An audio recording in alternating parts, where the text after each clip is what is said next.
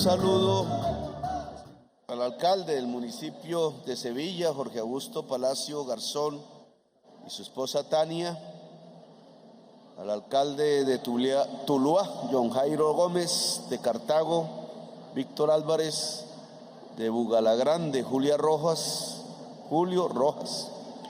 de Trujillo, Diego Guerrero, de Bolívar, Nodier Cardona, de Caicedonia, Carlos Orozco, de La Victoria, Mario Reyes, de Dagua, Ana María San Clemente, del Dobio, Miguel Guzmán, de Calima, Darién Martín Mejía, del Zarzal, donde estuve hace poco, María Teresa Giraldo, y de Obando, Nidia Ospina. Dice este listado que hay unos alcaldes del Quindío, de Tebaida, Vicente Yung, Buenavista, Alexis Gómez, Armenia, José Manuel Ríos. En general, gracias alcalde, a los funcionarios del gobierno nacional aquí presentes, ministros, ministras, representantes a la Cámara, funcionarios del gabinete departamental y municipal, voceros de los diferentes ejes temáticos que aquí se han presentado, lideresas, líderes, presidentes e integrantes de las juntas de acción comunal y campesinas, las comunidades indígenas Nasa y Dachibeque, representantes de las instituciones educativas y comunidad estudiantil, a la Asociación de Discapacitados del municipio de Sevilla, ADIS, integrantes de la Fundación Artístico-Cultural Montaña y Café, los medios de comunicación locales y nacionales y en general a toda la comunidad que hoy nos acompaña aquí en este recinto, que le pido una disculpa por la pasada reunión donde no pudimos llegar. Aquí cumplimos. Reivindico el tema de que sea el segundo presidente que visita el municipio en toda su historia, lo cual para mí es una buena noticia, pero muestra para que en tantos años, con tantos presidentes que han pasado por los gobiernos de Colombia, solo hayan tenido tiempo de visitar esta región 2. Si fue en el 73, me imagino que Misael Pastrana, lo cual significa el poco contacto entre gobierno nacional y territorio, que significa en general cómo el territorio en Colombia realmente ha estado sin gobierno nacional, que es uno de los determinantes, creo yo, del por qué tanta violencia en el país, porque la violencia pasa por el territorio siempre. Antes había unas violencias nacionales, determinadas nacionalmente, pero ahora cada vez más las violencias tienen un sabor territorial, unas dinámicas que son exclusivamente territoriales, y al no existir Estado, al no existir gobierno en el territorio, pues cogen como el fuego en las estepas, casi que libremente corren, se propagan, se vuelven casi imposibles de apagar. Y así ha sido la historia de Colombia en las últimas décadas, por no decir que así ha sido la historia republicana de Colombia en los últimos 2 siglos. Aquí se han tocado varios temas. Algunos tienen que ver con reformas nacionales, por donde deberíamos comenzar. Por ejemplo, cuando se habla de los campesinos viejos, seguramente fueron cultivadores de café en sus años mozos, juveniles, hicieron, como casi todo el campesinado cafetero, pues el siglo XX de Colombia, un siglo entero, sostuvieron a Colombia. De allí, del café, salieron los dineros para hacer muchas empresas. De allí se sostuvo el Estado a través de los impuestos. Mucho de lo Buena parte de los salarios de los congresistas durante todo el siglo XX salió de la riqueza petrolera. Lo mismo el salario del presidente, lo mismo el salario de los ministros. El Estado colombiano se sostuvo del trabajo de un campesinado en general. Eran pocos los ricos cafeteros, la mayoría eran pequeños productores, familias. Ustedes conocen esa historia mejor que yo, como que Sevilla fue el centro de esa actividad. Y yo siempre he preguntado cuando estoy en campaña así, en los auditorios grandes, las plazas públicas, ¿dónde hay un campesino cafetero pensionado?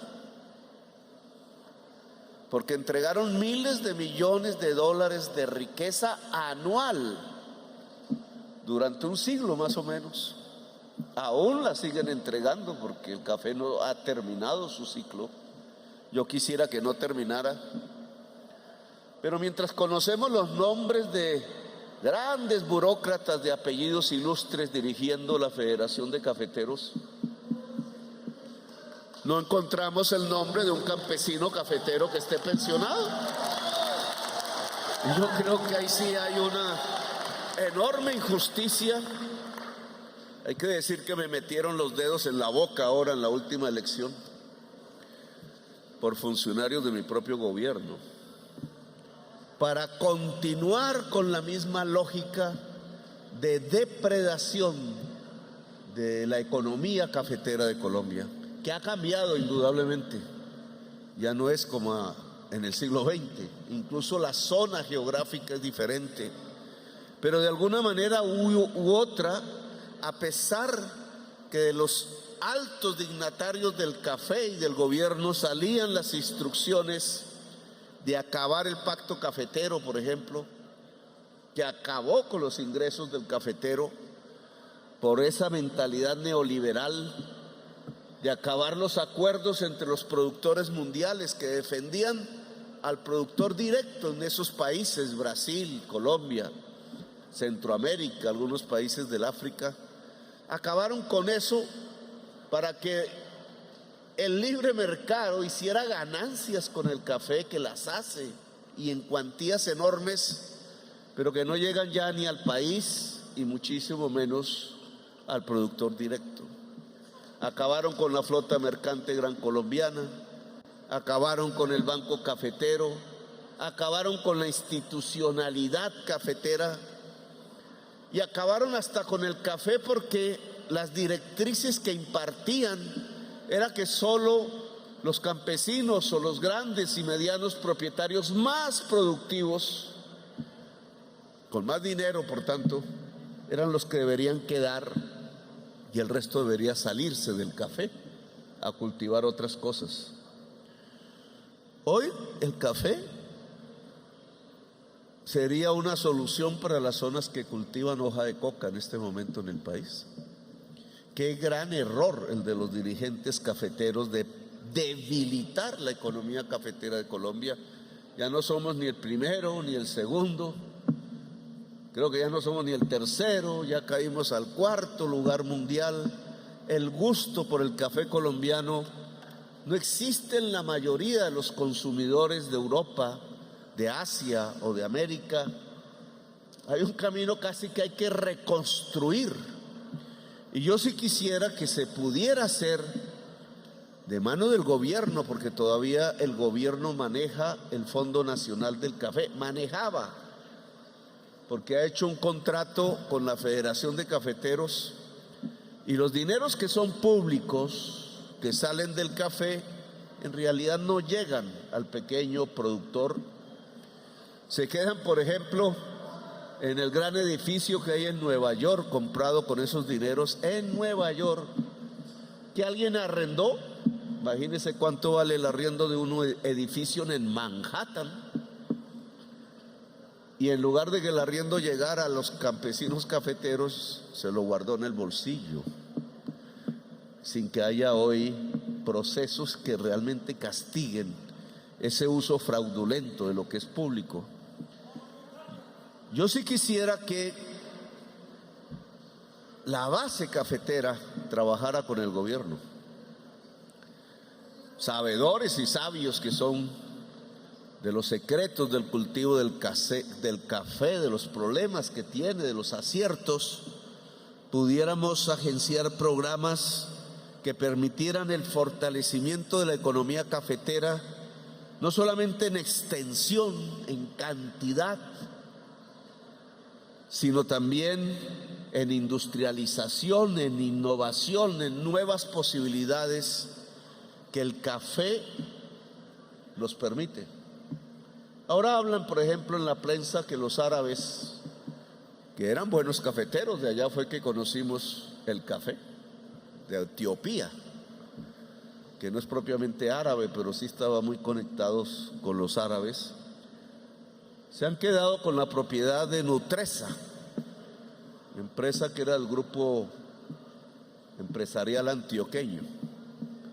Bueno, yo creo que,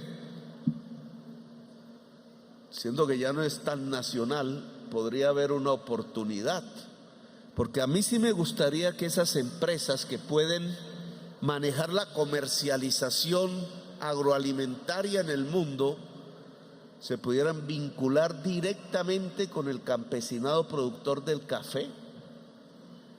No solo del café, muchos productores de alimentos, y como sucede con Nestlé, por ejemplo, la misma Nutresa hoy y otras por el estilo, pudiéramos hacer una alianza sin intermediarios, donde el gobierno ayudara, porque para eso estamos, a crear el vínculo directo entre el consumidor final mundial del café, por ejemplo, y el productor cafetero de Sevilla, de Nariño, del Cauca, de los que habitan Colombia, para que los ingresos pudieran mejorar sustancialmente, para que la industrialización fuese posible en el país, y yo creo, para que el café, como lo fue en el pasado, fuera uno de los instrumentos productivos que nos permitieran en el territorio concreto generar paz a través de la sustitución de las economías no legalizadas por economías legalizadas en el territorio.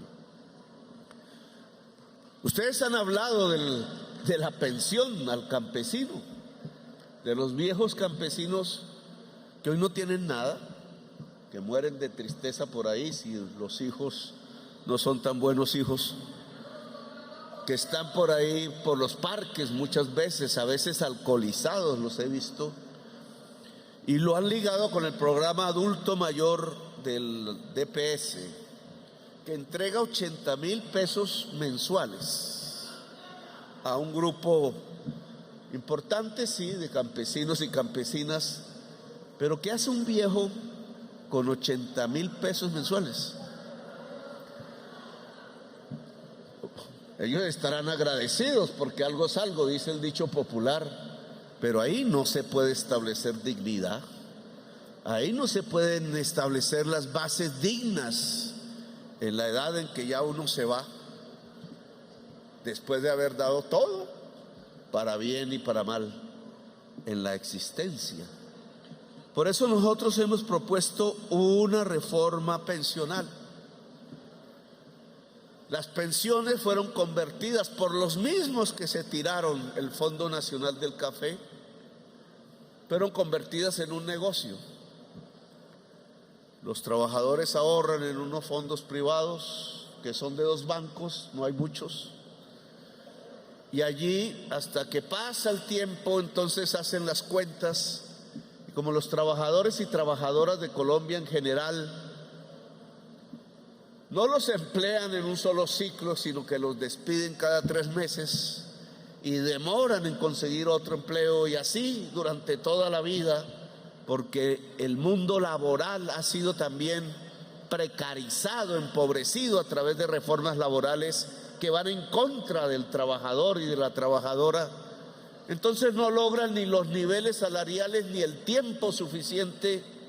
Les devuelven un ahorro que apenas sirve para comprar si acaso un taxi en municipios que están llenos de taxis, o en municipios que están llenos de mototaxis, a competir con el otro pobre por las monedas de algún otro pobre que se sube atrás en la silla de la moto.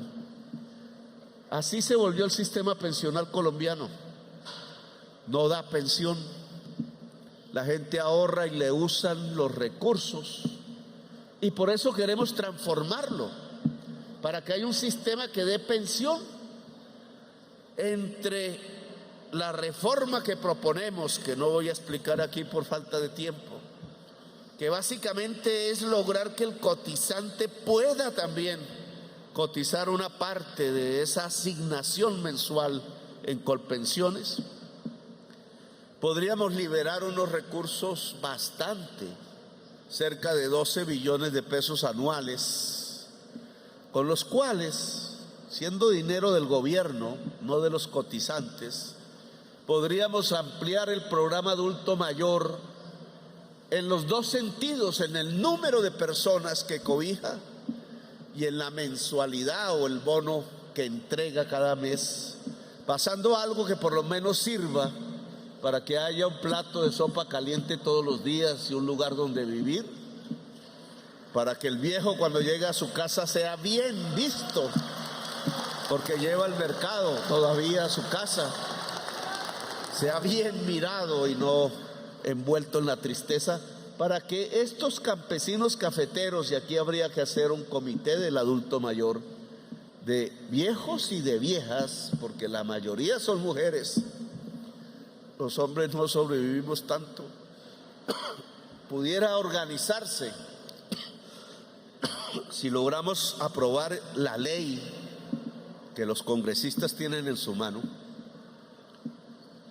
para que miráramos los listados de esos viejos y viejas campesinas, ojalá en primer lugar cafeteras, que puedan al final de este tiempo, cumplido el ciclo y su valor enorme del café para Colombia, tener un resarcimiento, que es devolverles un bono pensional que permita comer y vivir. El Congreso tiene la palabra y tiene que escoger, la verdad sea dicha, entre las utilidades de Luis Carlos Sarmiento Angulo y el grupo empresarial antioqueño, y la comida, el mercadillo del campesinado cafetero de Colombia y de las mujeres de la tercera edad de este país. ¿Qué escogen? ¿Qué escogen? Como siempre, al poderoso que nos tiene, no él, sino el sistema, sumidos en una de las sociedades más desiguales del mundo, o por primera vez acceder a que el dinero común, porque no estamos sacando el dinero de otros, el dinero común que se cotiza y que el gobierno pone y que es caja pública, pueda llegar al pobre, al que necesita, al viejo y a la vieja hoy completamente desatendidos. ¿Qué escoge el Congreso? Yo les digo, si queremos realmente construir una nación hacia el futuro, un país que valga la pena vivir, en el país de la belleza, si queremos detener la sangre derramada, escojamos al débil y al pobre, al interés general, como ordena la Constitución Nacional. Hablaron ustedes de otros temas que también responden a reformas nacionales, pero vamos hacia lo concreto y lo local. Solo dejo este punto como uno de los aspectos que, fíjense en ustedes, sin tratarse de una ley para Sevilla, tratándose de una ley nacional, tendría un efecto concreto en Sevilla, en el mejor vivir de las personas que habitan este territorio, no solo de Sevilla, sino de toda la región que aquí he mencionado a través de sus alcaldes y alcaldesas.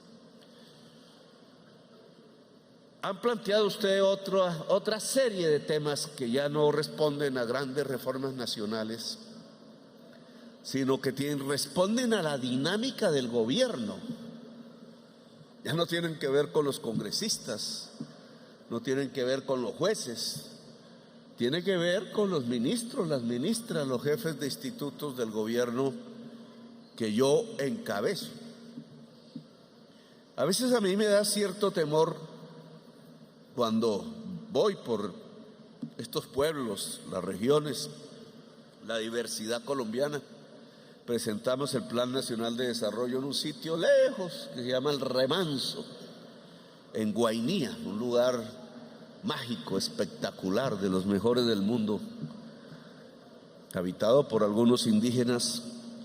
Allá presentamos el plan de desarrollo y he tratado en estos meses de no abandonar el territorio, de ir, como hacía en campaña, de pueblo en pueblo, de región en región, y va pasando el tiempo de reuniones con la población y es necesario observar, vigilar si lo que allí se habla en cada reunión se está concretando.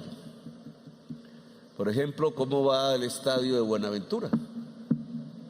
Que yo puse ahí, moví la máquina esa, que no sé manejarla, pero sacamos el primer pedazo de tierra. ¿Cómo va? O llegó el presidente, movieron la tierra y se fue el presidente y no volvió a haber obra, como pasa con muchos contratistas. ¿Cómo va eso?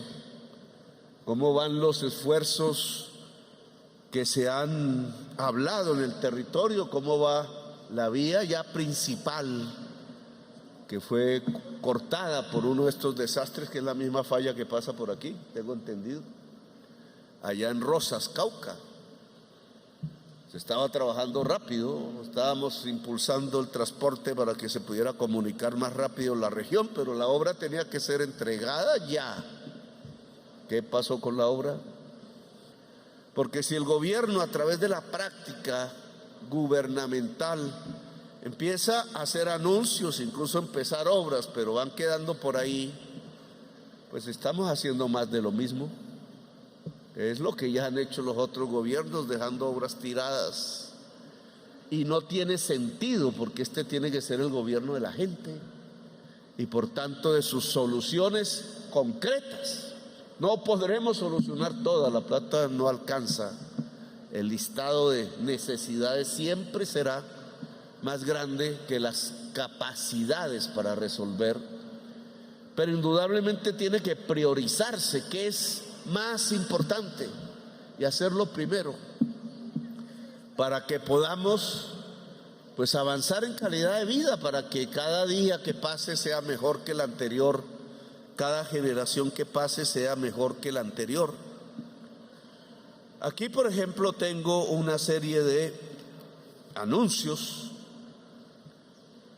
que ya se pueden realizar porque está en plena acción, pero quiero que esa acción termine, es decir, de aquí vamos a tener un lío porque el alcalde se nos va en diciembre y habrá unas elecciones que ya van a comenzar y una ley de garantías que termina en octubre. Luego ya los espacios de coordinación se nos achican. Hay que establecer los puentes con quien vaya a gobernar el municipio en adelante para que no se corte este tipo de proceso, no haya que comenzar de nuevo. En eso, alcalde, hay una serie de temas que se aprobaron en el Plan Nacional de Desarrollo que no escuché aquí, pero que es importante que lo hablemos, porque son ley y es de mucha responsabilidad de alcaldes y alcaldesas desarrollarlo. Lo mismo se lo digo a los 14 restantes. Se aprobó que en todos los colegios se abran unas cátedras que hoy no existen, la de artes, la de deportes, la de programación de computadores y la de historia. Historia ya había sido una ley en 2017. El alcalde no es el responsable, pero sí puede reunir los directores de los colegios, rectores, etcétera, y con la ayuda del Ministerio de Educación, que tiene que cambiar el PEI, ministra, y se están demorando, porque esa es la condición legal. Entonces empiecen a abrirse los espacios en los cursos, ahí van a aparecer una serie de problemas. Entonces, si se alarga la jornada como es, nosotros sí queremos alargar la jornada, que eso implica recursos, etcétera. Pero hay que convocar entonces en todos los municipios, ojalá de la región, ¿quiénes van a enseñar artes? Por ejemplo, Y entonces los artistas que hay aquí, hombres y mujeres, ya vimos algunos que saben de música o de pintura o de teatro o de bailes, etcétera, en toda la diversidad del arte, se pueden transformar en profesores y profesoras y lograr dos cosas que me parecen fundamentales, que es enseñarle a la niñez a ser sensible con el arte, que no nos ocurra en este pueblo que se insensibilizó con la muerte. Y entonces hay una confesión como la de Carlos, ¿cómo se llama? Salvatore Mancuso, terrible. Y lo que sucedería en cualquier sociedad, que es que salieran millones de personas a las calles a protestar por un genocidio con tanta complicidad de políticos y del Estado, pues termine no saliendo nadie, porque nos hemos insensibilizado ante el derrame de la sangre. La cultura tiene la capacidad de sensibilizar, y estas regiones han sido siempre profundamente culturales, con sus tradiciones, con su música diversa. Y entonces es la hora, alcalde, dado que está aprobada la ley y ministra de Educación, que lo volvamos realidad, porque esta es la forma concreta en el territorio de ir construyendo paz. No vamos a emplear al profesor de Bogotá que sabe el piano, sino a los creadores y gestores de cultura del territorio para que tengan de qué vivir y al mismo tiempo que enseñan puedan crear, porque si uno tiene el estómago lleno, el cerebro puede ser libre. En cambio el cerebro no es libre si el estómago está vacío. Ayudarle al creador y a la creadora a innovar en la cultura fundamental. Y así habría que hacerlo en otros temas que se aprobaron en el Plan Nacional de Desarrollo. Por ejemplo, la contratación con la acción comunal, que aquí también se expresó. En el Plan Nacional de Desarrollo dice que el PAE, que es el Plan Alimenticio Escolar, ¿cierto?, de que se da en los colegios, se haga con los productores y productoras de la región y que las madres de familia puedan tener un papel protagónico en que el colegio le entregue la alimentación al niño y a la niña, y no un contratista que muchas veces se roba la plata y le entregan al niño y a la niña un pedazo, a veces de fruta descompuesta, porque la plata se quedó en el bolsillo de ellos. Eso ya está aprobado en el Plan Nacional de Desarrollo. Nos permite activar producción alimenticia local, nos permite que las mismas familias responsables de los niños y las niñas vigilen que haya una buena alimentación a la niñez. Si la nación no cuida a sus niños y niñas, entonces ¿a dónde va a parar? Y nos permite que haya una activación más transparente de la economía regional. Eso es un programa que alcaldes todos y alcaldesas que están aquí en estos meses que ya quedan nos pueden ayudar a activar, porque fue aprobado como ley en el Plan Nacional de Desarrollo. Allí hay más temas, no voy a prolongarme en ellos. La contratación directa con la acción comunal desde la nación. Yo no sé si está en vías por aquí. Que quiero aclarar esto para que no tengamos confusiones adelante, como ya sucedió en los meses que han transcurrido. La indicación que dio el gobierno fue realizar cabildos de acciones comunales rurales por territorio. Tenemos la experiencia del Plan Nacional de Desarrollo, 52 territorios, o si queda muy difícil, por departamento. Son las acciones comunales reunidas en asamblea las que deben determinar las prioridades de los tramos de vías terciarias a financiar en la región. No son los técnicos del INVIES. Esa orden no fue cumplida. En mi opinión no fue cumplida porque es que si son los técnicos, entre comillas, son los políticos los que deciden qué tramo. Y entonces se da otro fenómeno diferente. El político va a sacar pecho para los votos o algo peor. O algo peor. Que los políticos participen en el cabildo, eso no es problema. Pueden ayudar, son conocedores de la región, pero en medio de la gente, no en el secreto de las oficinas. Es en el cabildo abierto, que claro, es difícil porque todos quisieran que todas las vías se arreglaran al mismo tiempo, lo cual es imposible. Implica que el dirigente, la dirigente de acción comunal rural, porque son vías terciarias, logre captar que no es solamente para sí o para su vereda, sino que hay que tener un plan departamental o regional donde cierta vía que quizás no pase por la vereda se vuelve mucho más importante que la propia de la vereda. ¿Cómo conjugar esos intereses en un cabildo, en un día, llevando los técnicos de INVÍA al cabildo, pero no a suplir la decisión de la gente, sino a obedecer las decisiones de la gente, que por eso es que se llaman servidores públicos?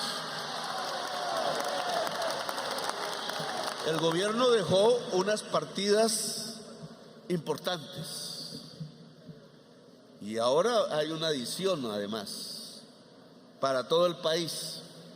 Ahora, esto al volverse regional, pues se va desmenuzando. Aquí dice en este documento que me han entregado, vamos a ver si encuentro, que está y que se puede anunciar placahuellas entre las veredas La Palmilla y Totoro o Totoró. Totoró. Entonces aquí ahí le falta una tilde. Y Totoró de Sevillas, hecha por Envías. El proyecto tiene un presupuesto de 3.843 millones y ya fue erradicado. ¿Quién escogió? Entonces yo lo que quiero es que en el territorio del Valle del Cauca, dividiéndolo en subregiones, porque es diferente el Pacífico a esta región, etcétera, se convoquen los cabildos de acción comunal rural, se permita que ellas decidan en un ejercicio democrático. Eso yo ya lo practiqué en Bogotá y sí se puede, y esas decisiones se lleven ya al interior de INVÍAS para cuantificar, etcétera, mirar hasta dónde nos alcanzan los presupuestos y, ojo, contratar directamente con la acción comunal la construcción de las vías. Podrán ayudar los batallones de ingenieros, como hasta ahora se han hecho, del ejército. Podrá algunas obras complejas pues hacerse de otra manera, pero en general que la acción comunal haga la obra. ¿Eso qué permite? Primero, que se pierda menos plata que en esos grandes carteles de la contratación como hasta ahora ha sido. Segundo, que los que van a ser los trabajadores, las trabajadoras son de la vereda. Y entonces la plata que es de la nación llega y se irriga en la vereda. Es una forma de darle vida económica al territorio, a la región. Entonces, este es un programa que ya está aprobado en la ley del plan de desarrollo, tiene presupuesto y tiene que hacerse. Llevamos ya, se acaba mayo, ya casi, 26 de mayo. ¿Y dónde están? ¿Cuántas vías han contratado? Bueno, no me vayas, pero no creo que en el número suficiente como nosotros quisiéramos. Y entonces se trata de desarrollar este programa, no que se nos quede la plata en los bancos, que sería muy triste, porque entre más las cosas del mundo van buscando estancar la economía nacional y quitarnos empleo, más esfuerzo tiene que hacer el gobierno en poner la plata a circular y a generar empleo. Y las vías terciarias son un gran generador de puestos de trabajo en todo el país. y de ayuda al campesinado, porque son las vías campesinas. Y si son vías campesinas, son vías de la paz. Entonces este es un tema que aquí hasta ahora, según esto, solo tiene un tramo vial. Esta región toda, con los municipios que he mencionado, es una zona eminentemente agraria, de tradición agraria de vieja data.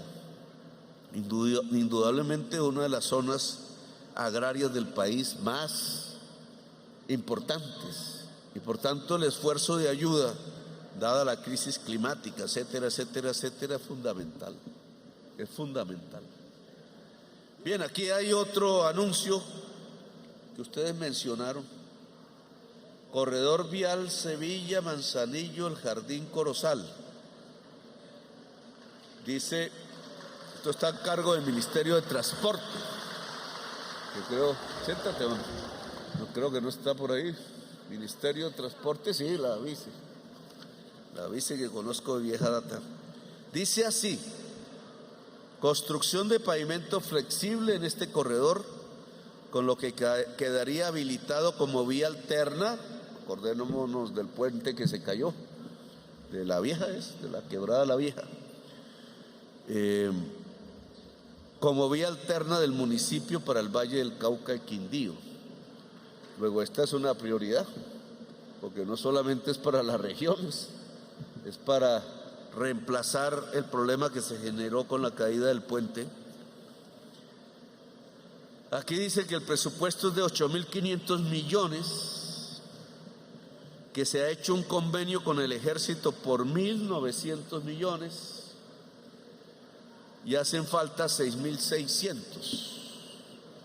¿Dónde está la plata? Ya está, la tenemos lista. Esta es una alternativa, porque esto es comunicar media. Esto es similar a lo que nos pasó en el Cauca, más o menos de la misma magnitud. Y entonces esto se nos vuelve una prioridad, porque es comunicar medio país con otro medio país. El municipio ha hecho una propuesta de recuperación de 8 kilómetros con reparcheo y la construcción de 7 kilómetros. Más o menos esa es la obra. Pero esto, que ya tiene parte comenzado, no estamos hablando de algo por hacer, tiene que tener terminación y rápida. Entonces quiero que escriban esto para que quede como una prioridad que tiene que ver con la salida, con la comunicación del territorio que un compañero mencionó.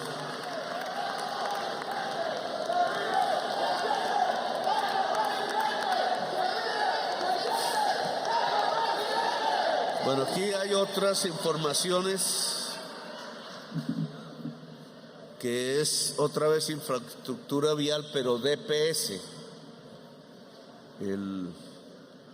Que aquí también hay un problema, son entidades diferentes haciendo lo mismo. Y hay que homogenizar eso, si no terminamos también en un enredo. O sea, si el DPS sabe hacer vías, o es sin vías quien sabe hacer vías. Pues vías, dependiendo de la magnitud. Entonces DPS no puede hacer todo, tiene que delegar en las instituciones que saben. Entonces aquí aparece que hay un convenio desde el 2021 con Univalle para la intervención de la malla vial de 14 municipios del departamento, entre ellos Sevilla. No me menciona aquí exactamente qué proyectos. El presupuesto total es de 24.000 millones de pesos y se han ejecutado 10.000. O sea, está medio a hacer.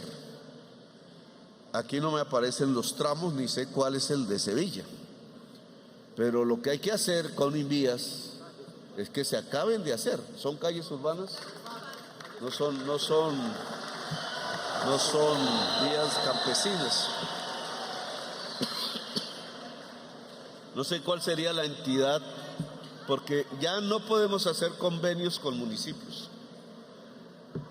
La ley de garantías lo prohíbe, a partir de julio, creo. No sé si estos convenios, aquí dice que estás con Univalle, ¿cierto? Supongo que Univalle, una fundación.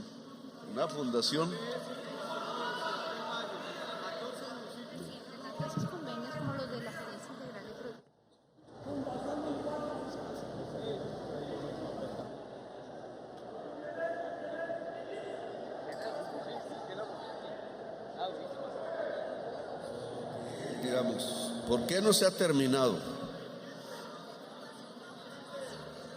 Porque se intermedió el recurso.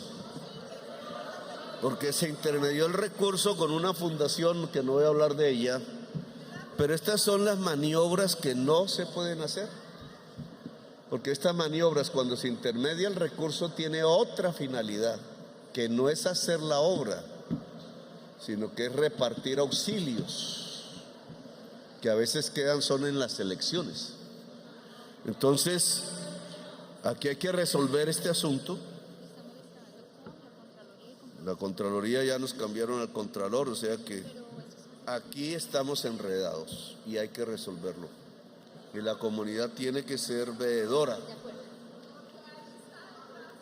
Aquí sigue otro anuncio, que es la remodelación de la plaza de mercado de Sevilla, que también es del DPS.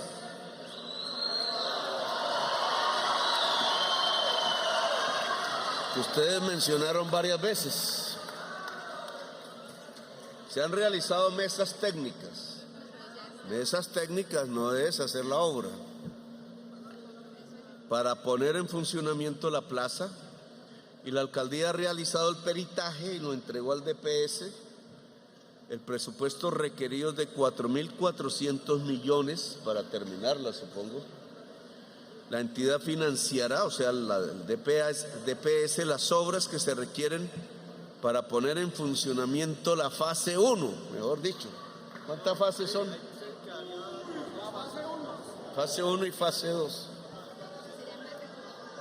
Ahí hay que hacer la fase, porque si no nos volvemos abuelitos. Yo ya soy abuelito y no hemos visto la plaza de mercado. La fase 1 y la fase 2, que ya van un transcurso, entonces quedas comprometida aquí con la comunidad para la remodelación, es el proyecto. Remodelación de la plaza de mercado de Sevilla. Sistema de alcantarillado, que es Minvivienda, que ¿dónde está Minvivienda? Por aquí. Ahí sí no llegó. Avanza el proyecto de obras de reposición y construcción del sistema de alcantarillado del barrio San José y la zona de influencia en Sevilla. El presupuesto es de 7.043 millones y beneficia 800 viviendas. Aquí dice que avanza. ¿Sí está avanzando?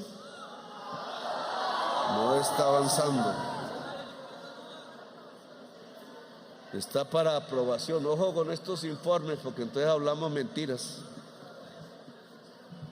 Entonces, no está vivienda, entonces necesito que Laura anote a ver qué pasa con este alcantarillado del barrio San José.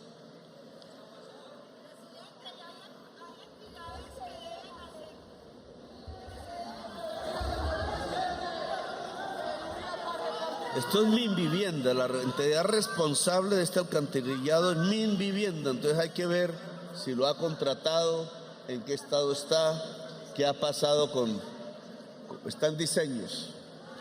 O sea, ni siquiera ha empezado la contratación de la construcción. Y hay otro anuncio que es la universidad, la educación superior. Dice, mejoramiento de la oferta institucional mediante la construcción de laboratorios, salas de cómputo y biblioteca en la Universidad del Valle Nodo Sevilla con una inversión de 6.000 millones. Aquí veo un problema. O sea, si el Ministerio de Educación financia esto, que es importante, no está solucionando el problema fundamental.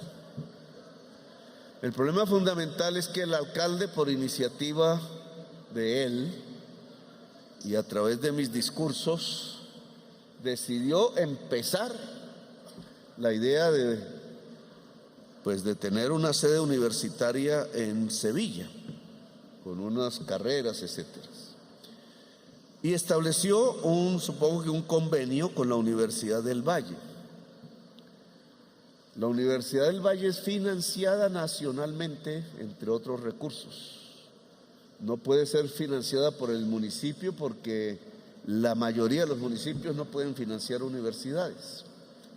Yo lo logré en Bogotá con la Universidad Distrital en Ciudad Bolívar, con un fondo local, pero un fondo local de Ciudad Bolívar es más grande que el 90% de los presupuestos de los municipios. Luego, no se puede delegar en los municipios el sostenimiento y financiación de la educación superior de Colombia. Por eso hay un presupuesto aprobado ya y se va a adicionar ahora para financiar sedes universitarias en todo el país. El que el municipio haya empezado no puede ser un castigo para el municipio. Y entonces, como el municipio ya comenzó, entonces nosotros no financiamos la sede que prometimos, porque el municipio en algún momento se queda sin el dinero y se acabó la sede. No es sostenible. Entonces aquí, en la brevedad del tiempo, porque no queda mucho, hay que asumir el convenio del municipio y financiarlo como nación, no solo con estos nuevos elementos, sino para sostener la oferta de educación superior en el tiempo en el Sevilla.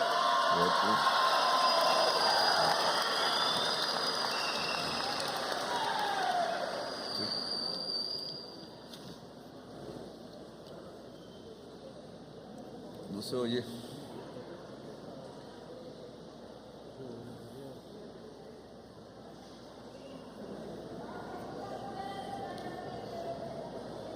¡El deporte, presidente!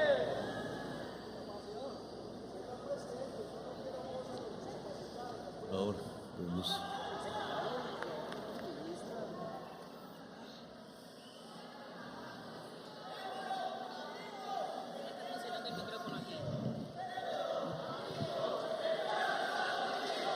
Muy bien. Hola. Sí, señor presidente. Entonces, en cumplimiento con su instrucción, lo que hacemos entonces es comprometernos con que el nodo que existe en este momento de la Universidad del Valle pasa a ser una sede de la Universidad del Valle.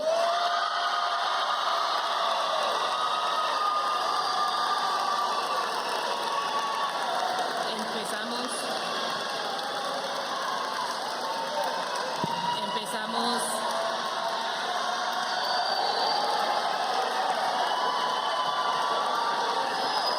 termino de explicar los montos.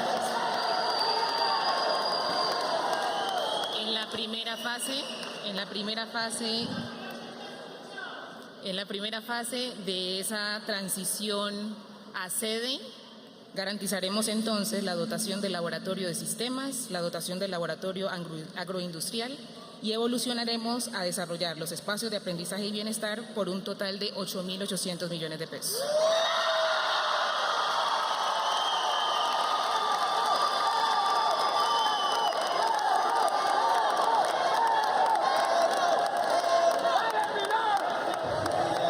De vieja data ahí. Estos son temas más departamentales.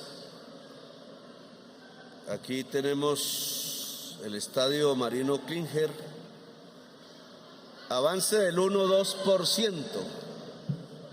Ojo, congresista, no vaya a ser que terminemos el gobierno y el estadio esté en veremos.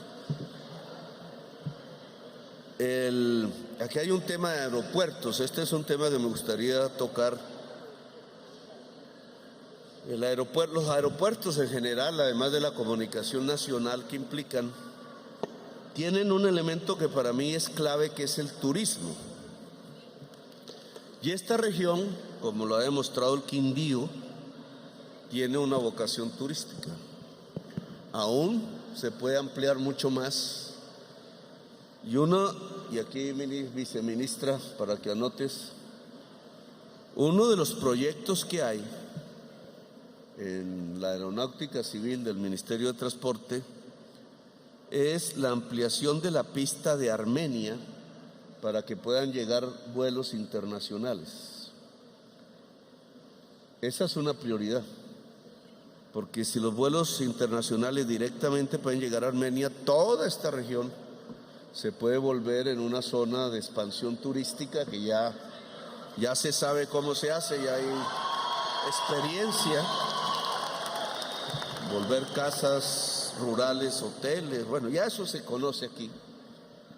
Y esta podría duplicarse, triplicarse el turismo si pudiéramos hacer esa ampliación que hasta donde tengo entendido son 200 metros. Es una inversión que vale la pena porque nos puede hacer saltar la economía regional bastante. Hay un proyecto de ampliación en Cali, que por acá está, en la ciudad de Cali, por concesión, pero también hay que agregarle la ampliación de la vía del aeropuerto de Armenia. Aquí hay unos colegios que hay 25 proyectos de infraestructura educativa en ejecución. Le pediría a la bancada que mire, controle políticamente, como se dice, qué tal la ejecución, porque son para 12,000 estudiantes en todo el Valle del Cauca, o sea, estamos hablando de una inversión importante. El total de la inversión son 41,000 millones, más casi 42,000, y hay dos aquí en Sevilla, que es María Auxiliadora y Benjamín Herrera. Aquí no sé cuánto es la inversión en cada una, pero es importante hacer el control político, ministra, para saber en qué va la ejecución de este programa, que tiene que ver con la educación. Igualmente en vías, ya en general, en el Valle del Cauca, tiene 2,23 billones en la red nacional, 44,493 en vías rurales y 8,048 en estudios. Entonces, aquí hay 679 proyectos de tramos de vías rurales. Vuelve y juega. Examine si lo escogieron los técnicos de Invías o hagamos los cabildos de asambleas para la región del Valle del Cauca. Presidente, esos 670 son las convocatorias o la postulación que se recibió de las juntas de acción comunal. Entonces falta hacer la priorización. Sí, señor. En eso estamos. Hacer la priorización con las juntas. Sí, señor. Ustedes nos ayudan, pero eso hay que organizarlo bien, pues si no se arma una puñetera ahí sí terminamos mal. Para que eso salga una planificación popular. Eso es entregarle decisiones del Estado a la gente, pero hay que saber hacerlo porque la plata no alcanza para todo. Entonces, aquí hay 679 proyectos según este informe, radicados, pero hay que priorizar 1, 2, 3 hasta que alcanza la plata. Y la acción comunal toda, rural, de todo el Valle del Cauca, ojalá por regiones, nos ayude a resolver la priorización, que es lo que yo les pido. Bien, ahora, estos son temas, digamos, más globales del Valle del Cauca. Hay unos proyectos que son megaproyectos, que tienen que ver con los ferrocarriles, ustedes lo mencionaron. Esta región los tuvo, bueno, ustedes ya lo dijeron. El ferrocarril indudablemente es superior a las dobles calzadas. Y Colombia, no sé por qué razón, ya decidió acabar sus ferrocarriles y nunca ha querido reactivarlos. Y es fundamental en tiempos de crisis climática. Entonces aquí hay una estructuración y adjudicación, esto ha salido en la prensa, de la conexión férrea entre Buenaventura y el corredor férreo central Dorada-Santa Marta, que es donde se está haciendo adjudicaciones, hasta Chiriguaná, creo. Yo pedí que fuera hasta Santa Marta, pero eso debe ser complejo. Pero debe salir de Buenaventura precisamente porque en el tiempo nos va a ligar el Pacífico con el Atlántico, haciendo un bypass al canal de Panamá. Aquí se van por el centro, no es la vía más corta, pero es la vía más poblada. Entonces hicieron ustedes un énfasis diferente al mío, que era juntar Buenaventura y Urabá sin pasar las cordilleras. esta que ya va en proceso hay que mantenerlo, es obviamente una obra neurálgica para la economía del Valle del Cauca, siempre y cuando estemos pensando en exportación. Igual, pues hace parte de esto la red férrea del Pacífico, que tengo entendido iba más por el valle del río Cauca, el valle geográfico del río Cauca antaño, y tenía que ver mucho con el café, pero también un proyecto que se ha demorado, que tiene trabas judiciales incluso, hay que destrabarlo porque son los proyectos ferroviarios que nos interesan. Hay, ministra de Educación, la construcción de la sede de la Universidad del Valle en el municipio de Tuluá, para que no se nos pierda, y la construcción del aeropuerto, no es la construcción, sino de la nueva torre de control, ampliación del terminal de pasajeros y parqueadero del aeropuerto Alfonso Bonilla Aragón de Cali, que son ya proyectos de tipo regional, conjuntamente con los de Buenaventura. Es lo que yo tengo escrito aquí. Esto hay que ver cómo lo completamos. El tema de las confecciones, que aquí se mencionó, que no conocía, que no sé si está el Ministerio de Comercio e Industria. Si no, Laura tendría que mirar, porque sí podría ser un esfuerzo de un Sasca de confecciones en Sevilla para recuperar la industria. Creo que sería el mejor mecanismo, pero Laura, por aquí que está, debe tomar nota para pasárselo al Ministerio de Minas, Ministerio de Comercio e Industria, que tiene el presupuesto para eso. A ver si nos enfocamos en la generación de una no solo industria, sino agroindustria. En esto que hay que arrancar, digamos, los comités campesinos, la región, las acciones comunales veredales, las asociaciones que debe haber, las comunidades indígenas que me han mencionado aquí, deben ayudarnos en qué proyectos puede el gobierno ayudar. El gobierno no va a hacer las plantas, no va a administrar la industria, a gerenciarla, porque al final los funcionarios públicos no le ponen el corazón a este tipo de proyectos. Puede que al principio, pero después alguien llega y ya se olvidaron. Y terminan quebrados, terminan por ahí. Entonces es el mismo campesinado organizado el que tiene que ser copropietario, esos son cooperativas de la industria que se deriva de su producción local. Lo mismo con las confecciones, ¿no? Entonces necesitamos una visión más concreta, porque esto es la producción. Si en una región hay producción, hay riqueza. Los problemas se van solucionando en el tiempo. Pero si hay producción de hombres y de mujeres, hay riqueza. Y entonces, entre más valor agregado tenga la producción, más riqueza hay. No es lo mismo cultivar el plátano y vender plátano que hacer del plátano productos que se pueden hacer, del café, etcétera.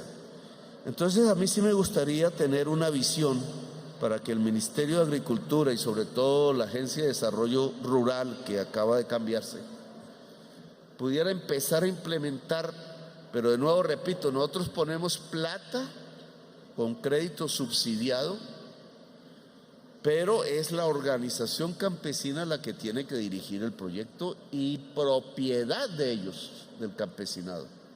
Si lo dejan caer, nos fregamos. Si le ponen ahí la buena gerencia, etcétera, la región avanza. Entonces este es un tema que no está aquí, no está la ministra de Agricultura, pero yo sí quiero, baluarte campesino, bueno, yo sí quiero tener un panorama más de la región, además porque la industrialización del campo no es de una vereda. Una empresa necesita producción amplia, por tanto esto tiene que ser manejado a nivel regional. que es la agroindustrialización del campo en el norte del valle y en el sur del Quindío. Ojalá que podamos meter unos proyectos que nos permitan hacer saltar en riqueza la región y garantizarla como una despensa alimentaria de Colombia y sacarla completamente de la violencia y de las épocas difíciles que se han vivido, incluso con economías ilegalizadas. Bueno, yo dejo acá, espero que volvamos a vernos para evaluar en qué va todo este tipo de objetivos.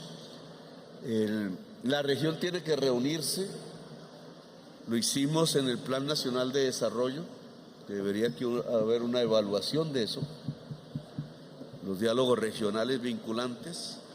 Hay unos procesos del Congreso, espero mucho control político, porque que no nos durmamos, de ustedes también, y hay que hacer una reunión de evaluación sobre en qué va esto y cómo se pueden ir instalando los nuevos proyectos en la región. Bueno, yo dejo porque organizan aquí. Gracias por haberme escuchado, muy amables.